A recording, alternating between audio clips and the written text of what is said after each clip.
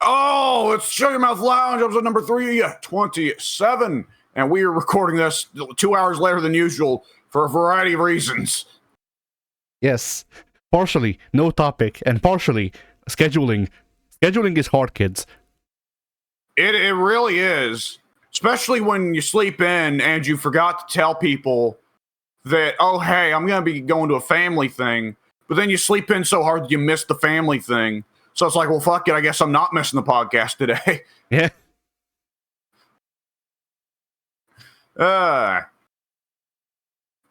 All right. So, yeah, all right. Addy. Kingdom Hearts. Kingdom Hearts? Yes. Cool. Sora is continuing his quest to find Rick and Carrie. I thought you were going to say Sora is coming. Hurrah. Like I was thinking Veer Mahan. Look, he's been in Smash. Next he'll be in the WWE games, then he can get a fighting game. Oh man, for a second my brain turned off. I thought you were saying Veer Mahan was in Smash. No, but maybe. Are we sure Veer Mahan wasn't one of the alt costumes for oh, I'm forgetting his name. Cineroar.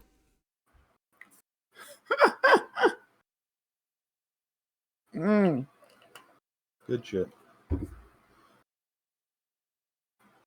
But yes. All right, yeah. That's it. Kingdom Hearts is coming. Yes. Oh,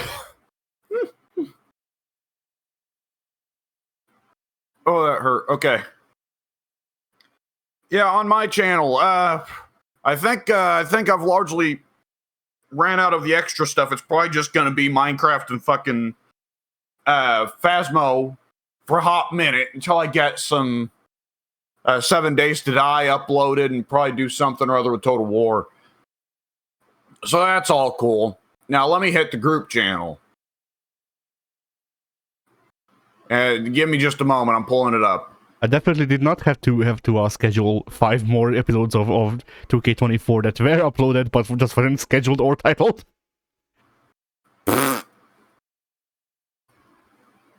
Okay, hang on just a second. All right.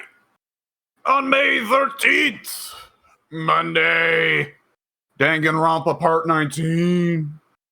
On May 14th, Tuesday, JoJo's Bizarre Adventure All-Star Battle Arc. We need to get back to that. JoJo's is doing really good. The latest episode that has seen the light of day did the verse, and it's still got 150 views. We are 1 subscriber away from 100. Oh. I don't know what we'll do for 100, but you know. By the way, we appreciate you if you're listening to this, which I doubt. But if you are, we do. Poor fuckers. May 15th, Wednesday, The Pie Die 2. May 18th, Saturday, Phasmophobia. This is a good fucking week, man. That's all some good shit, man. Pal. It's good shit, pal.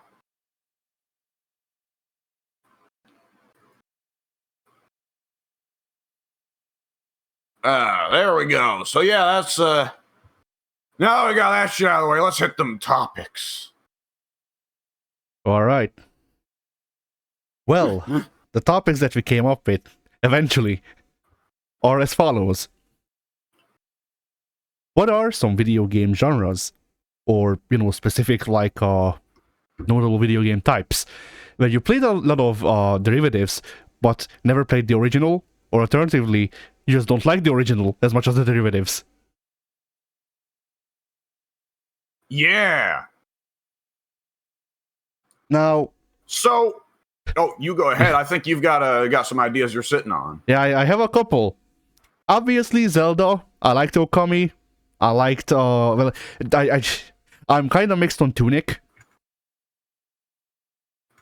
But, aside from those, I don't remember if I played any particular, Zelda likes.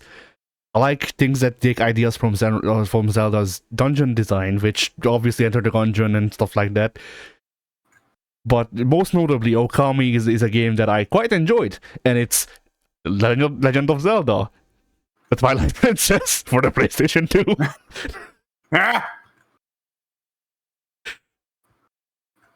But yeah, also, other one is the another one that is quite obvious is Metroidvanias. I don't know why, but I tend to quite like Metroidvanias, but not original Metroid. Or well, oh, motherfucker, you took my answer. I don't know, because you like Metroid, don't you? No, I love Super Metroid, but the first Metroid kind of stinks. I mean, I respect it because it like highly. See, I'm talking about the series, not just the first game. Oh, have you played Super Metroid? Yes. Really? The only Metroid games that I haven't played, as far as I'm aware, are the Prime series and like whatever was released after the GameCube. Yeah, that's just Dread and Other M, and with Other M, you're not missing anything supposedly. Yeah. But like I've played all of the NES, SNES, Game Boy stuff, and you know it needs to be noted that I was sold Metroid as a running gun. Metroid is not a running gun at all. No, it is not. No, it is not. Like by the end of Super Metroid, you get to a point where Samus is strong enough that she can do kind of that, but like the enemies are not prepared for you. Like. I mean, I've heard the first Metroid that once you get far enough in the game, also, like, the enemies just can't keep up. But, like, Super Metroid is, yeah, like, Samus by the end probably could get through Contra, but the enemies at the end of Super Metroid are not Contra enemies. You are not facing an endless tide of very deadly enemies. You're facing some guys that are very deadly to a beginning of the game Samus, and are a fucking joke compared to the end game Samus. But yeah, that coupled with the fact that I just don't really care about sci-fi for some reason. So, you know, the whole Metroid stuff didn't really appeal to me. I liked Contra because it was alright, aliens on Earth, more or less. Random people, a giant robot for some reason, and aliens. You know, it wasn't just alright, here's these alien monsters and then you fight them, which, you know, context makes a lot of difference, but I don't know why, because I like Ninja Gaiden, the NES series, and you know, I'm not gonna claim that the monster designs in Ninja Gaiden are that dissimilar to Metroid's. I mean, like, there's a thing of going too far in either direction, where like simultaneously you can say like, you know, the story matters and the aesthetic matters. At the same time, like, I do think that it's mildly crazy people like, for instance, Ted, who are like, no, the story is the only part that matters. I mean, I think that depends. Like, obviously, as you said, you can go in either way. Now, there have been games where the story ruined the gameplay for me, because I was just so disappointed that I didn't want to touch the gameplay anymore. Yeah, I would say that that's more of an instance that the gameplay just can't keep up. I mean, excuse me, the gameplay isn't good enough to make up for it, you know? Yeah. But yeah, like Ted, I guess, you know, there hasn't been a game that I've played where I went, hey, the story, the story is really like, not only is the story bad, but I hate it, and still liked playing it. Ooh, yeah, hey, that's a good question, because, yeah, off the top of my head, I was thinking immediately of Resident Evil 1, which is a game that, you know, I love, but for the gameplay, and the story is, you know, don't get me wrong, I love the characters, but not for the reasons they were intended. Yeah, like, I think the major difference here is that Ted, like, obviously, I don't know, because it has been a while since we've talked about this with Ted, but from what I understand, like, Ted is talking about, like, I hate the story. It is, like, it's not just, hey, this is bad, it's insulting me. And... Well, Ted I've never known Ted's opinion of anything to just be, I don't know, shrug. True. But yeah, like, I can't think of a game where I genuinely hate the story and feel like it's insulting me, and I still go, well, you know, the gameplay is good. Because usually if the gameplay is, or usually if the story is that bad, the gameplay, like usually for me to feel the story as that bad, the gameplay needs to not keep up innately. Devil May Cry remake or reboot. I do really enjoy the gameplay of Devil May Cry Reboot. Well, no, actually, if memory serves, I hated the last couple levels. But putting that aside, I did actually enjoy the gameplay. I didn't like as much as any of the classic Devil May Cries. Well, obviously, I liked it better than Devil May Cry 2. But even Devil May Cry 1, I'd rather play than Devil May Cry Reboot. But I did like Devil May Cry Reboot's gameplay. I did think it was a very solid hack and slash beat 'em up character action type game. But the story fucking sucks balls. Yeah. And then, for the opposite end, like I can't think of or rather, I can't think of can I think of games where I cared about the story, but the gameplay made me stop playing them? Because usually it's, once again, yeah? Okay, I just thought of a mini topic, and we should hit it right now because I won't remember it for the next podcast. All right. What's a time that a series made a pivot that you did not like at the time, but seeing, like, having the series either come out with something worse in the next entry or undo the pivot in the next entry made you lessen your hate for it? Because, like, I'm thinking for Devil May Cry, simultaneously, of course, famously, it's been said by everybody and their mother, people hated Nero until they saw the reboot, and then they were suddenly like, you know what, actually, Nero's fine. But also, like, I've thought of, like, some people have suggested before, what if they had... what if in Devil May Cry 6 they show that in Hell, Dante and Virgil ran into the reboot timeline? And I remember when I heard somebody suggest that, I thought, oh, that's actually kind of neat. Then it occurred to me, like, no, I only think that's cool because Devil May Cry 5 went back on the reboot. Like, I would have no fondness for seeing classic Dante and reboot Dante interact if it weren't for the fact that reboot Dante is now in the past. Yeah. But I don't know immediately off the top of my head, because most of the things that I like that made a pivot are still in the pivot stage. And but if like a dragon ceased to exist, but we still got Man Who Erased His Name, would you then start to be interested in seeing Kiryu and Kasuga fight? I don't know, because my problem with Like a Dragon, having beaten it, wasn't as, like, it obviously I wasn't a fan of the gameplay design change, but like whatever, I can put that aside. As I have played enough games, I have thought about my critical opinion enough times that I can just go, all right, turn off the whatchamacallit, turn off the connection between these two games. You don't think about them. This is a game. Yeah. You're playing a game, and then just think of the game as the game. And playing through Like a Dragon. Or fuck it, Yakuza 7. Playing through Yakuza 7. My thoughts were, I like literally everyone more than Kasuga. I don't want to see Kasuga. So, based off of that, no, I would not like to see Kiryu and Kasuga fight because I dislike Kasuga. Oh, you know what? Yeah? I wonder if for you and me... Well, no, this is more so for me. You were into Street Fighter before 4 came out, right? You were into Street Fighter before 4. Yes, I started with 2. I have to wonder if I'm partially more fond of Street Fighter 3's roster than, for instance, old Mike or Ted, because I, only came to Street Fighter in a time where it was assured, oh, we're getting the Street Fighter 2 and Alpha characters back. Yeah. Street Fighter 3 was just a odd little experiment comparative to Chad or Mike, who still have very sour opinions of Street Fighter 3. Oh yeah, I also heard, by the way, that Third Strike was supposed to be a different IP. They say that about every game that makes big changes. True. Like, that's been a rumor about fucking Silent Hill 4 for fucking aeons, despite the fact that, if memory serves, the devs have denied it time after time. I booted up Silent Hill 4 to make sure it runs fine on my PlayStation 2, as you know, and yeah, and still running fine, that PlayStation 2. It's a fucking trooper, it is. Yeah. And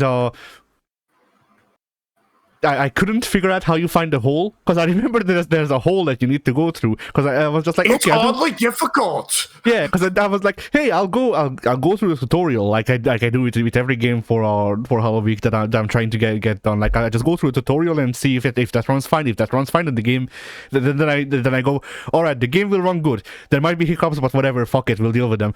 But but yeah, so I go, all right, I'll go through the tutorial, and then I spend the next 5 minutes walking around the room without the hole. And then I just went, all right, there was a hole here, it's gone now, and I turned the game off. There wasn't a hole here. Yeah, the hole was a lie. My hole. My hole. Yeah. But yeah, I'm trying to think, because like, you know, if Guilty Gear made the pivot back to how it used to be, well, I don't think I would look back on Strive any fonder. I would just go, all right, it's in the past. Yeah, and Strive's also a case where it's like we don't hate any of the new characters in Strive. We actually really like them. Yeah, like that's the thing. We've said several times that we want so badly a Guilty Gear All-Stars game with XX or Exard style gameplay, so we can get Giovanna and Nagoriyuki and Batman in a game that's actually fun to play. Yeah.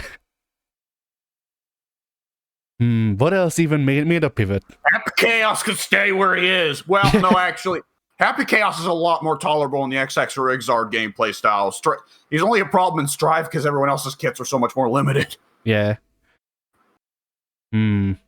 Like, I'm trying to think of like what even made a pivot, and like KOF, I guess, technically made a pivot when they made Maximum Impact. The problem is I like Maximum Impact, so yeah, it'd be cool. It would be cool to see some of the Maximum Impact characters show up in a 2D KOF, though.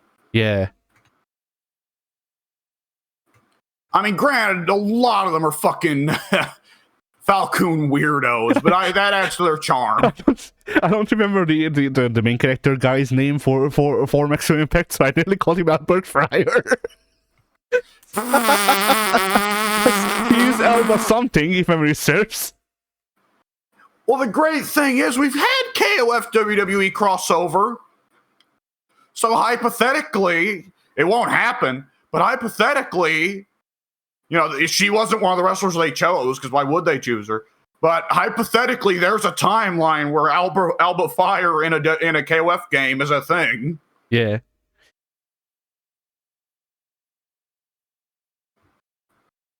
Man, I wish so badly that would lead to a WWE team for KOF 15. The only issue would be was they would definitely choose Rock. Or The Rock. Yeah. Rather. Which we did get that art of Rock and The Rock, which was a trip. Official fucking WWE product of Rock Howard hanging out with Dwayne The Rock Johnson. I was about to say, like, okay, imagine if they do this, but it's fucking MK versus DC rules. The final boss of the game is Dwayne The Rock Howard. Okay, for modern WWE, yes, Rock would probably be the final boss. He even calls himself that. The thing is, at that time, Vince hadn't been Me Too'd yet. I know. So if you had to choose a final boss of WWE, it was probably either Vince or Taker. Yeah. In which case, hang on, okay, which is better? Merge Vince with Geese Howard, or merge Taker with fucking Orochi?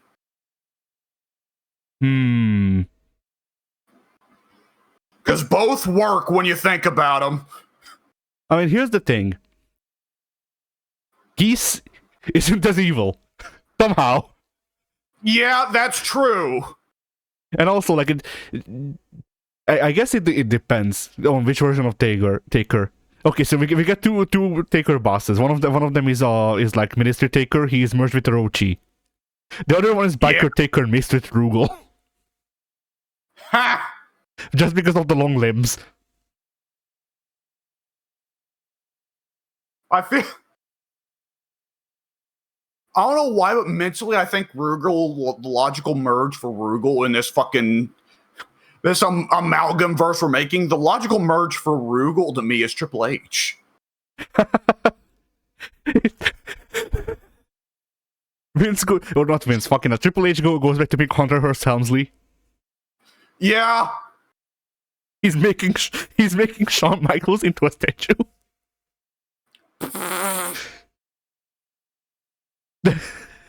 On his stage is populated with all the wrestlers he's turned into statues, and in the background you just see Kenny Omega.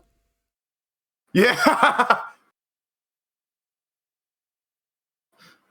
Who the fuck does Roman get merged with? Because Roman also needs to be merged with the Boss. Does he get merged? He's got to be merged with a later Boss. Fucking Black Cash. I was about to ask, like, Ash's dad? Which, would that make Ash like Jey Uso or Solo Sikoa? Yeah. Solo, probably. Probably. The Usos are Shingo and the kid that goes around with Athena. Yeah, they look a lot alike. Yeah, she's Shingo and C. Yeah, he can show right. Oh man, whenever you get this semester done, we just need to power through some fucking KOF on our Fight Cave, man. Yeah, KOF's so fucking good. The semester should be done. Like if I don't fail any of my exams, which hopefully I won't. If I don't fail any of my exams, it will be done on the 7th of June. Okay. Start your timers, folks. It's going to be KOF Mania on the channel there. Yeah.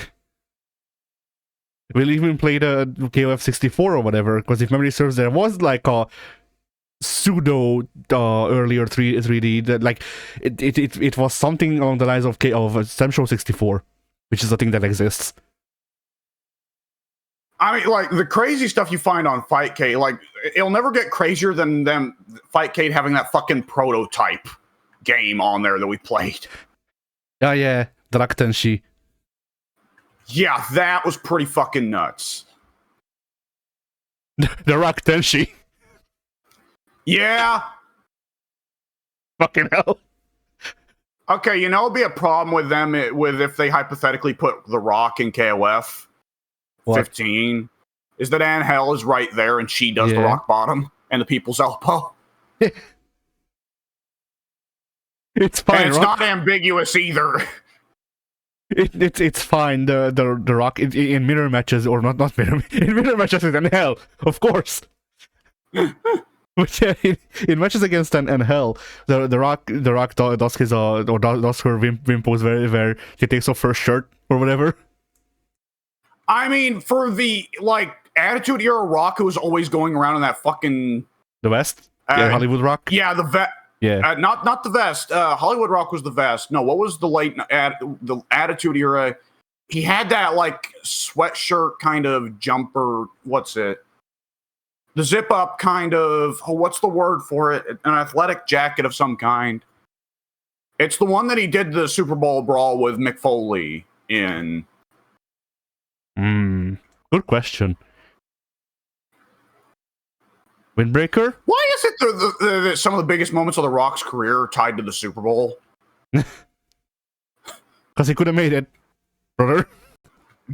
Yeah, sure. Well, 30 years ago, or 20 years ago, Super Bowl brawl with Mick Foley. And now, Super Bowl fucking showdown with Cody where Cody slaps him. Yeah. History repeats. But yeah, I'm still trying to think of like things that pivoted, and like, you know, once again, like the problem for me is that not many things that I like pivot back.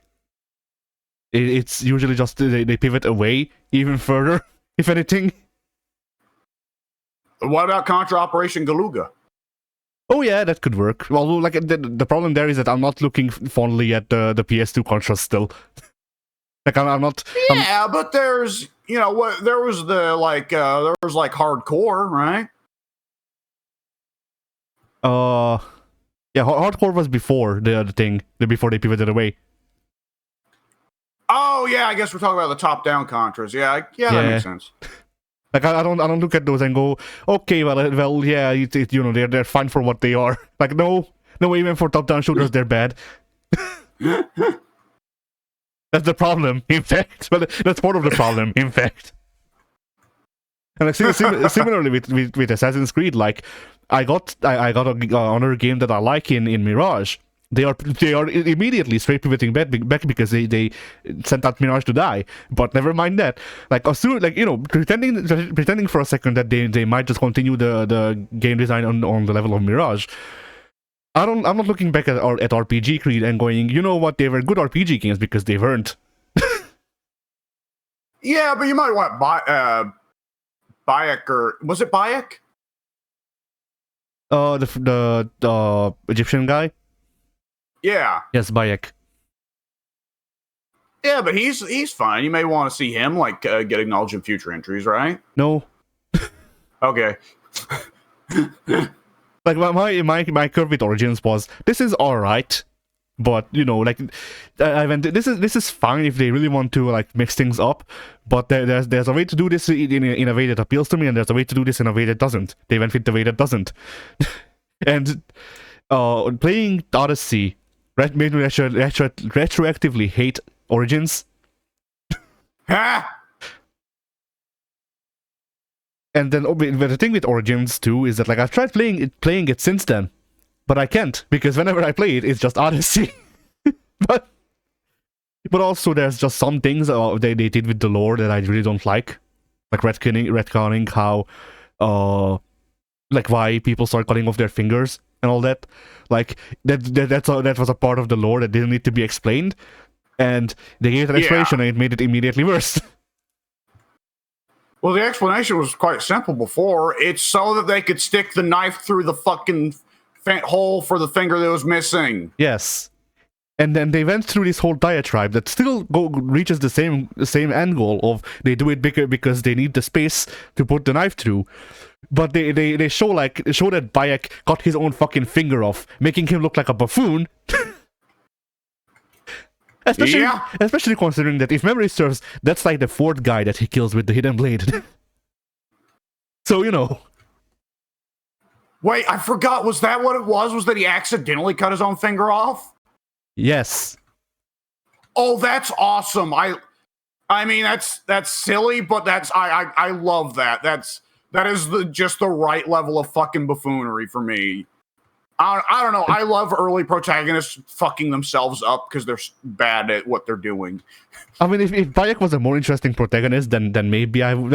If Bayek was a more interesting protagonist, and if the parts of the game that weren't that, and then continued not being that, just being really bad, is the storyline stuff that I don't even care about, and I like okay, I don't like the deep lore of Assassin's Creed. I'm fine with it. I need to know it so that I understand context. But to say that I like it is an overstatement. At the same time, they took the deep lore, which was just, you know, here's 3 lines of dialogue, here's some database entries, here's implications. They took that and went, alright, so here's a whole fucking sitcom of how people used to live. And they did that for 3 games. And like, I don't care about this shit. The worst part of every fucking Assassin's Creed is when some asshole from the past lore dumps on you in an unskippable cutscene.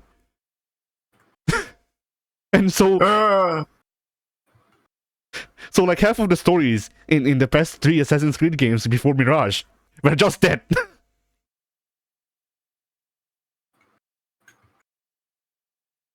Oh boy. So anyway, there's your Assassin's Creed run for the month. Yay! Tradition continues. Yes. But yeah, I'm trying to think of what else like pivoted. Once again, like I don't know, because usually if something pivots and it's fine, then I look at it and go, all right, it's fine. It's not what I want, but you know, at least it's okay, and then I just move on. Yeah. Like I did with Yakuza and with Guilty Gear for now. Maybe forever, who knows? Daisuke. Sasuke probably knows.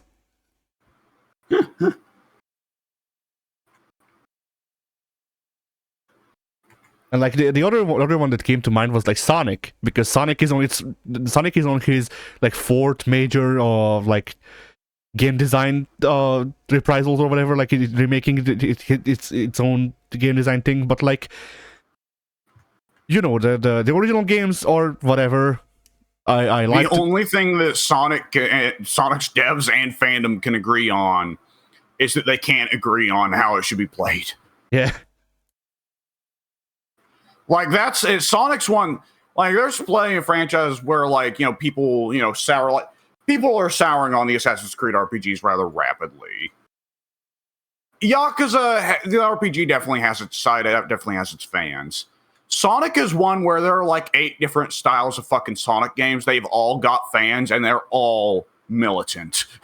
Yeah, not only that, but I also read rather a comment by someone kind of summarizing this exact problem of like, part of the problem with Sonic's games and the direction of his games is that, you know, the generational gap. There's a generation that grew up with the original games for the Genesis, and the Sonic Adventure came, the first big shake-up. All right, well, Sonic Adventure was going. Those people who played that when they were very small complained about the games no longer being like the classic games. So then the adventure design runs its course, and then they switch it up again. Because you know, people are complaining it's not like classic Sonic, so they go, all right, well, what do people say classic Sonic was? Speed. Okay, boost formula. Now the people who like classic Sonic are not satisfied because the boost formula is nothing like the classic game still, and the people who like adventure are also dissatisfied now because the boost formula is also nothing like adventure. So then both complain about the formula while the boost thing was going on. Now we're switching to the open zone stuff, and you know, now they're giving classic style games out, but the people who liked adventure are still not getting anything, and the people who liked the boost formula, well, they can get fucked, I guess. But fuck them. Yeah. No, but the thing is, Frontiers has boost levels in it. They're just also generally agreed to be the worst parts of the game. But second worst, actually. The worst parts of the game are whenever the game tries to be like the classic games. That's the worst part.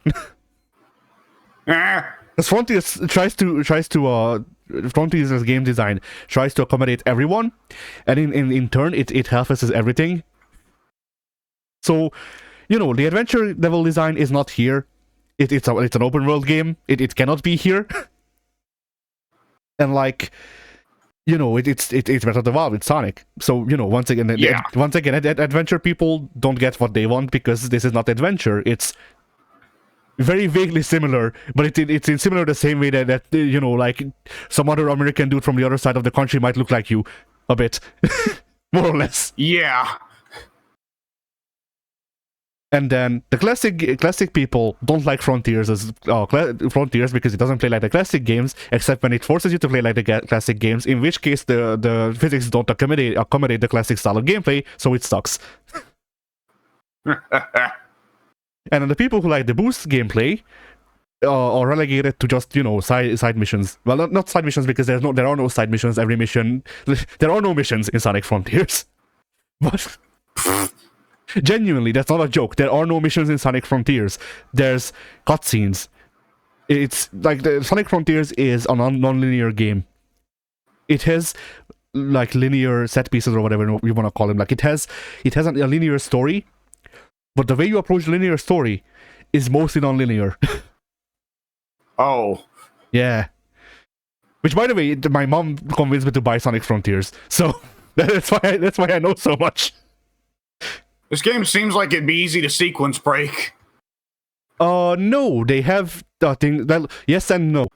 So you can sequence break in the sense that you can go anywhere on the given island, but the game is cut up into 3 different islands and 5 separate instances.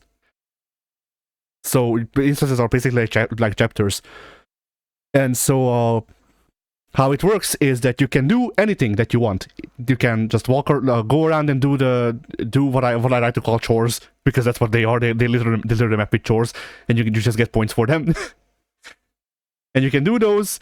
You can fight enemies. You can get cogs, which cogs open up the boost levels, and you can do the boost levels, and all of those work towards getting you closer to, well, for one, unlocking the character of this level. So it's like, the first island is Amy, the second one is Knuckles, the third one is Tails, and all that. I forgot that game had extra playable characters at all.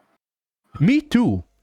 In my playthrough, I didn't play as any of them, because turns out that's a thing that, like, to play as those characters, you have to find the exact icon, of which there's at least 4 at any time. I see. But yeah, I assume they're different, right? Because I don't know. Tails and Knuckles can fucking fly.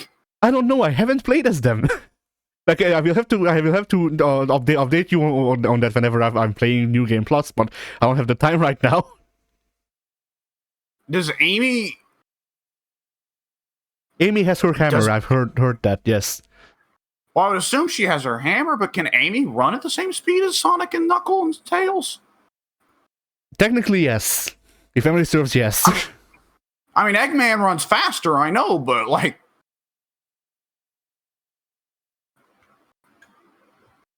But yeah, so that, and then the way that you do anything on the islands is non-linear. The only linear thing is, once you have enough points, then you go up to a mission giver character, and you talk with them for a cutscene, and then you might do a mini game, and then that's it. Rinse and repeat until you're on the next island. I see. Now, there's one bit of the game, though, that I preferred when doing it, because I didn't like any of the chores, because it was just like it was just like, all right, so jump on these panels that light up, or walk in a way that so that you don't step on the same panel twice, or I don't know, hold down the accelerate button. That's an actual thing that they just have you do. And yeah, it's so Sonic. But you're not going anywhere. Like, you go in a hamster wheel, and you run in the hamster wheel, and you just have to hold down the accelerate button. Okay then. Yep. So yeah, stuff like that. Like, I didn't like doing that stuff. I still had to actually unfork the map, but I did it. Now, what I did to actually progress in the game, to get all of the points that I needed to talk with the quest giver NPCs, was I found the portal to Big on every island. Oh Jesus! And then I fished. Because if you Jesus! Because if you fish enough, then you get a lot of money, and with the money, Big just sells you points. Is it still Sega Bassmasters fishing? No, it's Yakuza fishing. Okay, I was about to ask. Like, I was asking because, like, if it is, then it's probably the best fishing game that's come out in the last 20 fucking years since Sega Bassmasters. I thought you were gonna say, because if it is, I'm buying it for my dad. I don't think I could justify the rest of it. Well, no, actually. Okay, luckily my dad doesn't watch the FOS channel, so I'm going to tell you now. I actually did get my dad a Sonic game for Father's Day this year. It's Dreams Collection. No, it's Generations. It's hidden in my closet right now. I'm not sure how much he'll like it. Like, it's one of those things where, like, I had my problems with Generations, but most other people didn't. The problem for me wasn't even, like, story or whatever. It was just gameplay related, of, like, it felt bad. It felt weighty in the same way that every other modern Sonic game that tries to do 2D does. Which is to say that it just felt wrong. Jumping. But I mean, that's just Sonic, man. He feels heavy as a fucking rock whenever he jumps. That's it. It's almost like that's the difference between Mario and Sonic, is that Sonic is run man and Mario is jump man. Literally, at one point. Yeah. I mean, see the difference there is, like, I've played the original games, and Sonic felt weighty in that, but Sonic didn't feel like how do I put this? Like the difference for me between the classic games and the 3D games imitating the 2D style is that in the classic games, Sonic feels weighty. In the 3D games, Sonic feels very heavy and very slippery at the same time. Yeah. And that's bad. He always felt that way to me, honestly. It depends on the game. In 1, yeah. In 3, maybe. In Sonic Advance 3, definitely. I did not like Sonic Advance 3. Yeah? Can I just say something that's interrupting the podcast bit, but nonetheless something amusing I just observed? Because I've got Vampire Survivors running while I podcast, because this is a stupid, simple game to play while podcasting.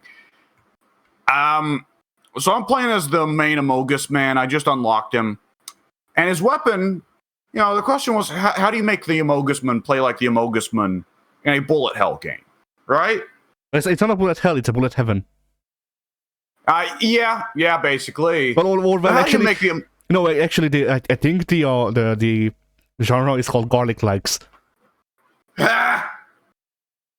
Right, because everybody goes for the garlic in the early game. But nonetheless, I was, wondering, like, how do they make him play like Amogus?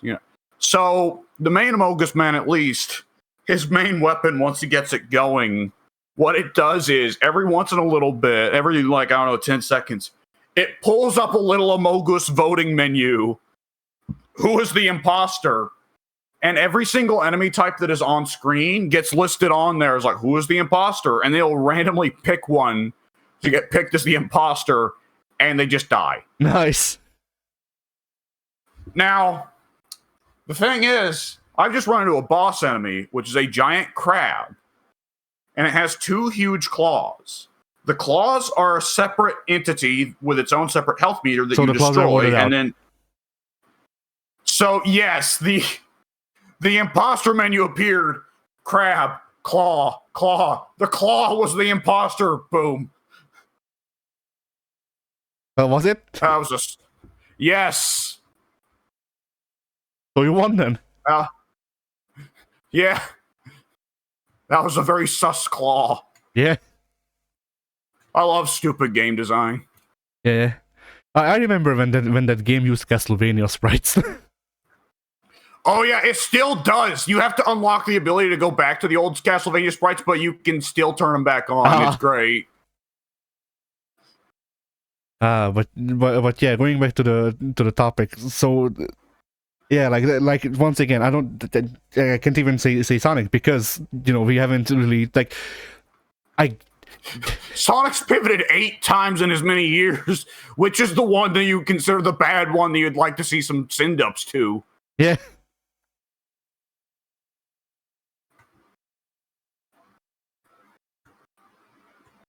Like, that's the thing. I don't know which one I would consider. Like, I guess I can consider Boost the worst, but then the Frontiers' game design, the open zone stuff, is half Boost.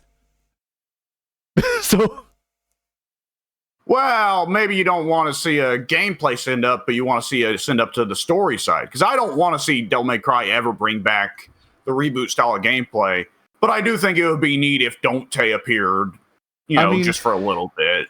Yeah, I mean, if we're talking like that, then yeah, I could see myself pop for a send up for the Boost era, just because if they by some miracle release a game in the style of adventure where Sonic can also turn into the Werehog, I would pop. Yeah, or have the Black Knight show up. Yeah, or that. I mean, the problem with the Black Knight is that it was a separate universe in a book. So. Yeah, but since when's that stopped anybody from doing that kind of thing? True. I think it's less likely for them to do it just because nobody remembers. I mean, then again, how many send-ups have we got to like Eggman's Mean Bean Machine, Robotnik's Mean Bean Machine? Yeah. Again, I'm imagining like in the middle of a Sonic game, Knuckles shows up on a Rab outfit, and they go, Knuckles, go do this, and he goes, Knuckles, I'm Sinbad. That's who he was. That's not a joke. Okay, you know what the bad pivot is that you want to see come back, see get acknowledged, not get come back, but see it get acknowledged in some way? Yeah. Tell me you wouldn't pop for Hotel Mario showing up in getting acknowledged in a Mario game, or fucking CDI Zelda showing up in fucking the newest Zelda. I mean, that depends. Like, I would only pop for those if they do like a remake of the cutscenes of like you know, I don't mean a remake as in like, you know, make it look good and just release the same game. I mean, like, if they had made a Nintendo game and it had an actual story, because Miyamoto has given up, and for whatever reason, as Mario you can go near a cave, or whatever, have it in a cutscene, and he does the no scene. Like, I would go, hey, I know that scene, like, you know, ATST. It's the Forbidden Cave. Yeah. Although, like, honestly, not even to know for them to really pop me with a Hotel Mario reference, they would need to make Mario say the toaster line. Yeah. Like, fucking get Charles Martinet out of retirement, so he says, you know what they say, all toasters toast. Yeah, with this weird little goblin voice he would give Mario half the time.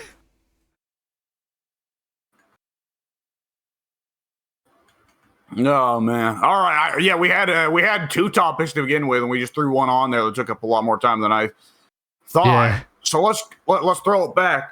All right, let's throw it back. Twerk off. Damn straight. It's time we finally added sex appeal to this podcast. Well, actually, Pink usually is here to provide that, but since he's not here, we'll provide it. Nonetheless, so we what was what was the original topic? The original topic was, what is a genre or specific type of game where you like the derivatives but not the original, or just haven't played the original? Oh yes.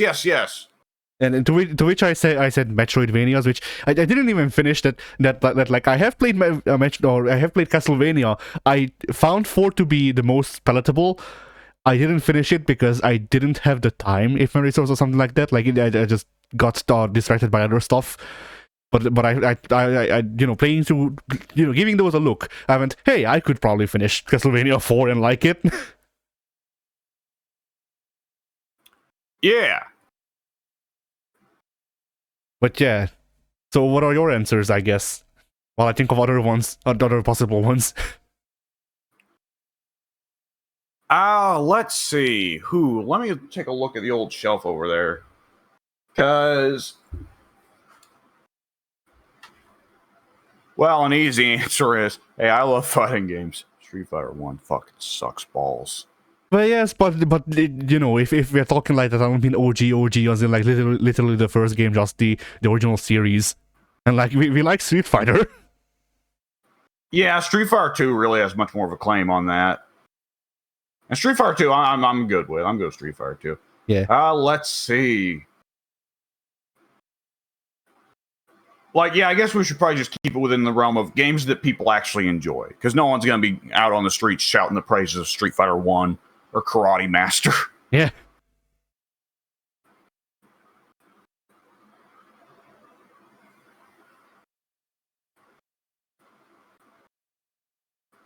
You know, I thought GoldenEye kind of failed to grab me. I didn't hate it. I don't know. Some of it's naturally just like, that game's janky and has bad controls. Yeah. In a way that was just particular to that time. Where comparatively, like in that genre of FPS, and particularly that style, I fucking adore Time Splitters 1 and 2, and I need to get around to playing Future Perfect. I can see it sitting on my shelves unplayed, because I've just been that fucking busy for about a year now. Fuck me, I need to play that. How have I not played that? Nonetheless, yeah, that's one answer I can give. Yeah, I can understand that too, because that's roughly my experience too. Like, I don't care about James Bond, and you know, like, people say like, well, you know, GoldenEye invented the double stick game, like, control scheme for shooters. You only had to plug in 2 controllers. The game never told you this. Yeah. And also, who the fuck is gonna plug in 2 Nintendo 64 controllers to play them, one in each hand? It's horrible enough having to plug in one. Yeah. I forget. Have you ever played any of the Time Splitters? No. I played like out of, was that a rare? No, that wasn't a rareware one, right? No, Time Splitters was made by the parts of Rare that left when Xbox bought them out. Free Radical. Yeah, no, I never played that because I played GoldenEye, Perfect Dark, and Jet Force Gemini.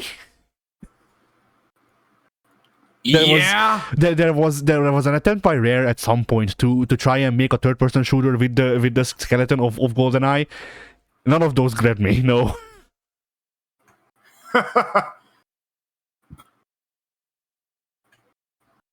Like, once again, it didn't help that, like, GoldenEye is GoldenEye. Perfect Dark is GoldenEye, but with a female protagonist. And then once again, Jet Force Gemini is Perfect Dark, but with a third-person camera and like a sci-fi setting, I guess. So yeah.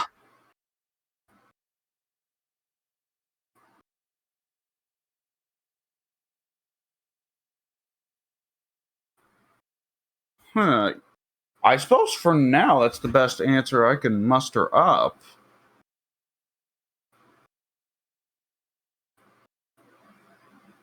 Yeah, I think it is for now.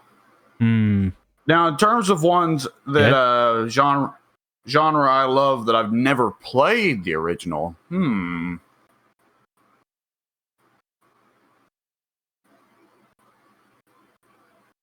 If you need time, then an answer just revealed itself to me. Oh,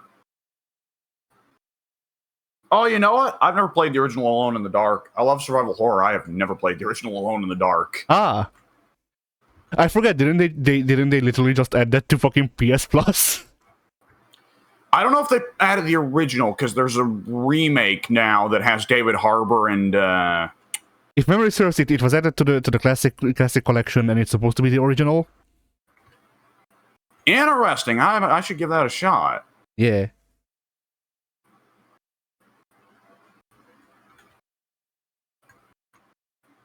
But But yeah, continue on the Alone in the Dark. Yeah, it's a game that's generally been. I'm sure that I've had some way of accessing it, and I've just never noticed. But like Alone in the Dark is one where I've played Resident Evil, Silent Hill, loved them both, played Dead Space, many others. And I've just never either had the opportunity or noticed that I had the opportunity to play the original, the very first. Yeah. So that is one. I mean, granted, of course, it's notorious that game that Alone in the Dark's a little bit fucking janky. Yeah. And the primary enemy is a chicken, a fucking skinned chicken. Nice. So there's all that's a bit silly. Yeah. But I will give it a shot now that now you've made me aware of that. Thank you. You're welcome. Hopefully I'm right. Hopefully I didn't misremember. I guess another one for me where I have played the... Well, no, I have played the original. But I just don't like it. GTA. Oh boy, GTA 1 or GTA 3? But that's the thing. So, open world games, I guess, is the real answer here because GTA is not a genre. But yeah, so I have played both the original GTA and GTA 3. So either which way it works. It does, because both those games fucking stink. Yep. Well, I can't speak for GTA 1, but GTA 3 fucking stinks. GTA 1 is alright. It's, it is very much like Street Fighter 1 in the sense that, like, you can see the bits there that this might be something, but I'm not sure how people saw it. And yeah, like the game to me was very unclear on how you're supposed to progress, like, or not even that, because, like, there's a big arrow, there's text that appears on the screen, But past those two, it was just like, okay, so I guess now I'm supposed to go over where the arrow points and just run people over? And then, okay, I have done the mission objective, next mission objective, go and deal with this guy, alright. So I get in my car and follow the arrow and run the guy over. And I did this for an hour. Oh. And, you know, you can get out of the car and you can shoot people, if memory serves, or at least fight with them and all that. Like, you know, the original GTA, from memory if memory serves, was very ambitious, but ambition alone does not make a good game, sadly.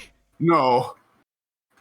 And GTA 3, I think it's enough to say, to talk about my opinion in GTA or regarding GTA 3, that whenever I see a fixed camera angle, as in like whenever I see a camera that is attached to my character's shoulders, I hate the game. Huh. Like whenever I do that, I you know, obviously that's designed for PC, but like just overall, if I cannot stop my character from moving and cannot turn the camera around because the camera is affixed to the back of his head, the game sucks to me. Like regardless of its actual, like, you know, otherwise quality, the game sucks. I don't care. Huh. Now this makes me. There are some games where this makes sense, and there are some that they don't. Like GTA 3, you know, it was the first one, so you can give it some slack and all that, whatever. Bionicle Heroes. It's not, you know, the most, like, it's not a quadruple A game. it was never meant to be particularly great. It was supposed to sell. Oh man. Yeah. Wait, does Bionicle Heroes? Is Bionicle Heroes, if memory serves, is Bionicle Heroes not more or less the same camera perspective as fucking Resident Evil 4? Oh, yes. Yep.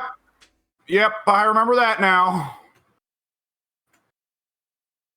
And then, you know, another game that I don't like, in part because of, or in part due to this, God of War, after the fourth one. Like, you know, in God of War, at least, it's not the sole problem. It's just a symptom, kinda. Yeah, I don't get it, but I ain't gonna argue with it either. Yeah.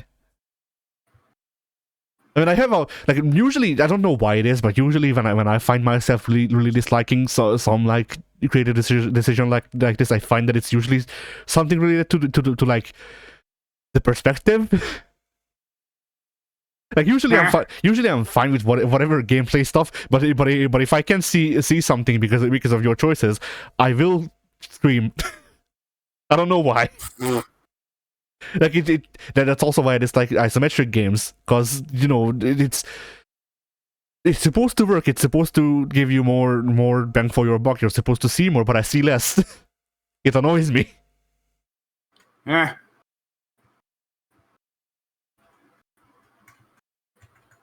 So either which way. Yeah. So open world games, I guess. The original open world game I just don't like. It also doesn't help that, like, just GTA overall does not offer whatchamacallit, a premise that is of interest to me. And the funny thing is, we know Mike, who loves GTA 1, but we also know that Mike is the sort of guy who can be easily amused by any game that just lets him murder pedestrians. Yeah. And that's the thing, like, you know, you know, if you want murdering pedestrians and shit, GTA is great. I just want more out of my games. And usually I can get that more out of other games that are open world, while also still probably being able to murder civilians. And if not, then, you know, I probably wouldn't do it anyway. So whatever, fuck it. Oh. Like I saw, not to go back to it, but I just wanted to say this because I found it kind of amusing in a way. That I saw someone say that that Odyssey is the best Assassin's Creed game because they don't penalize you for killing civilians. And yeah, that sounds like a take that some people would have. Yes. And I like, you know, I didn't even like try to form a retort. I just went, yup.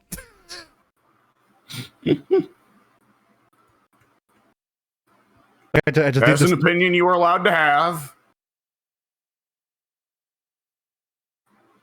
Congratulations. Yeah. You did half of a thought. Congrats. But like he just sent me into the same like mind space that whenever I argue with Ted, and he's just like, no, but this thing that I'm uninformed about.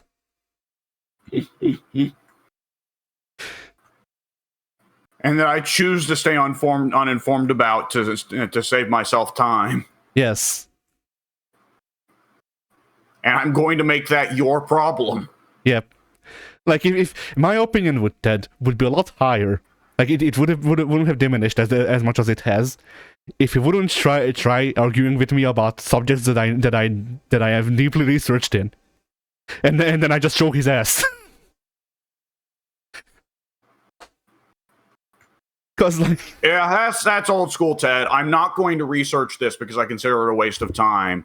But I live for arguing, and I live for saying that anything that I don't like is stupid. So I'm going to argue on it anyways. Yep. I mean, that's partially why I don't know if you saw it, but that's partially why, like, a week or so back, that he asked why people don't like the new Ubisoft Star Wars game, and I just said that's because Star Wars sucks. See, Pink harasses him with that stuff so constantly, I think Ted doesn't put it over anymore. He did. He not as much as I figured he would, but yeah. Like Pink has taken his toll. But yeah. I mean, it didn't help that I was genuinely having a bad day for some reason. Yeah. Ted's never a good guy to run into when you're both having bad days, because he'll make your day worse. Yeah. I mean, he didn't argue with me on it. He just gave me like a smart-ass so you remark. got Ted on a good day. Yeah. He just gave me like a smart-ass remark and moved on. So, it was a good matchup. But yeah. Anyway. Can you think of any other things genres where you like the derivatives but not the original? I guess. Oh boy. I guess I have another one. I didn't play the original, but roguelikes sometimes that depends. That heavily depends at this point in time. Oh, who has played Rogue? I know that Vinesauce Vinny has played Rogue on stream, but he's the only one that I'm aware of. And I might even be wrong on that, but I definitely remember him playing multiple games that were trying to be Rogue at least. Like 1-to-1, just Rogue, but with a different name. Huh.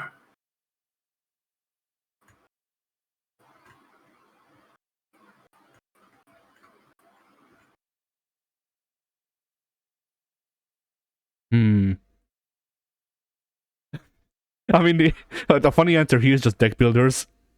Like, cause like, did you play, like, what even was the original trading card game?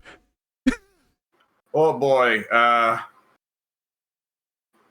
there were definitely some fucked up spin-offs of poker where it was like I'd get a bigger deck, asshole. Yeah.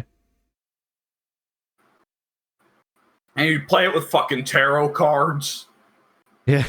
I mean, like, because, like, when I try to run that back, it's like, alright, so we have Yu-Gi-Oh! Yu-Gi-Oh! It came off of Magic, if memory serves. Magic wouldn't exist without, like, the movie cards, I guess. The movie cards are related to baseball cards. Were baseball cards the first trading card game? Did you summon fucking White Eyes Babe Ruth? At some point in time? I don't think so. I think you just got the cards for the baseball players you really liked. But imagine, what if you did summon White Eyes Babe Ruth? And the opponent does the Seto Kaiba. No, it cannot be! Rusty cunts, no! Actual baseball player, by the way. Yep, naturally.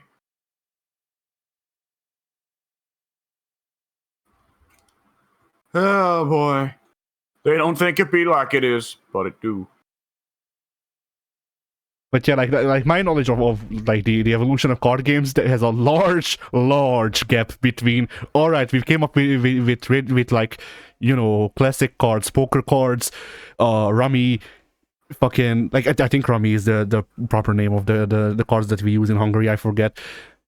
It is from Germany, I think. Whatever. Oh, it's called Yeah. or maybe Kartoffel cards. I forget. Whatever. So those tarot, whatever, like, you know, we developed those. All right, like at least 500-year gap. Babe Ruth. And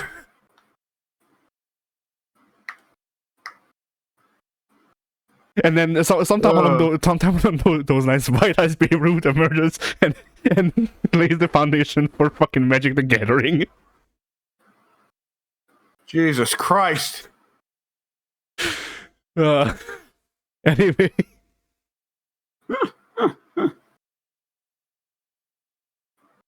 And like, when you think about it, in a way, White Eyes Babe Ruth not only laid the foundation for Magic the Gathering, but also for Gacha. Yeah. Jesus Christ. Where are we going? I don't know. I like Muso games. I've never played Dynasty Warriors 3. There you go. I guess the first one, Dynasty Warriors 3. I mean, 2 was the first to be a Muso, but 3 was the first one. Like, Dynasty Warriors 3 is the Street Fighter 2 of Dynasty Warriors. Yeah. Right? Yeah. And Dynasty Warriors 1 wasn't a fucking Muso at all. It was a fighting game. Ah. Oh, you've never heard of that? No. Dynasty Warriors 1 is a fighting game. It's a fucking 3D fighting game where you pick 8 from a character, 8-character roster of like Cao Cao, Guan Yu, and a couple others. The final boss, the secret boss is Lubu. He does the Shangoku Satsu. I take away the Shingoku Satsu, and I believe that is actually the case.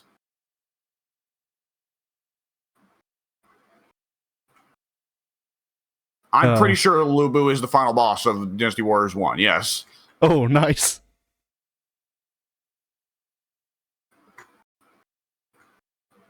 My Dynasty Warriors knowledge is great because I played 4 in German. And then I played the Warriors Orochi 3. And that's it.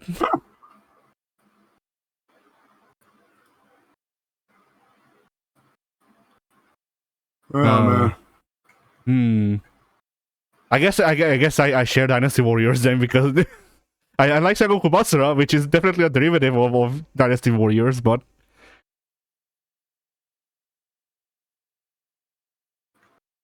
yeah. I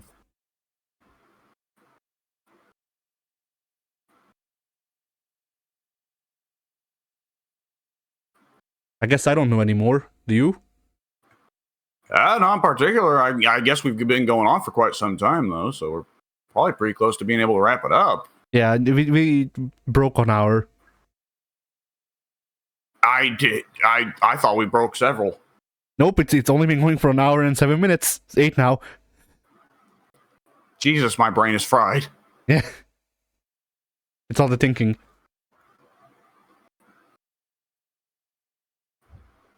All right. Well, then. What is going on in the comic thread? What is that GIF that Soon posted? I don't know. I guess I'll give a look. Oh, comic. There we go. Comics. Oh. The GIF is not moving, but I see. Yeah.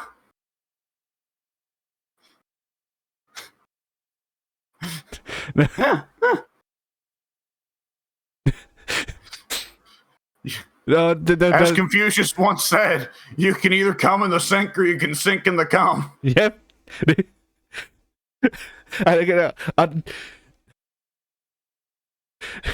The impregnable hawk.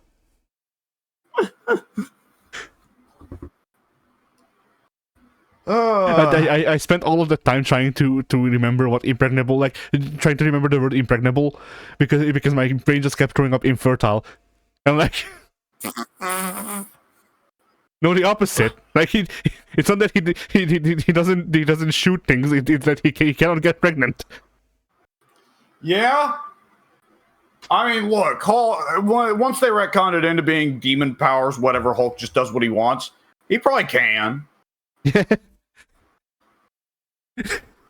Oh God! Imagine if Marvel released a new line of comics and it was just titled Empreg Hulk.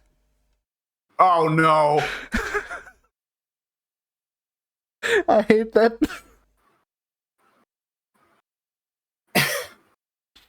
The baby gives him powers, like more powers. The baby is also angry. Yes.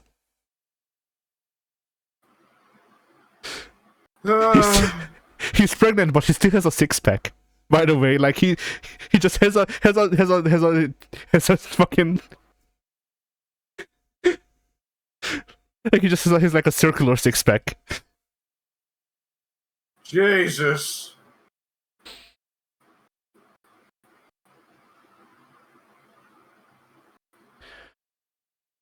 Oh boy. Yeah.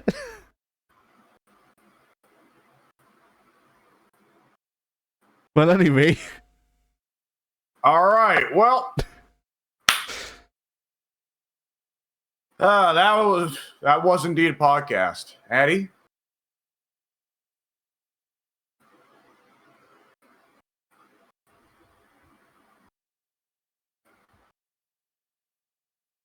Bye.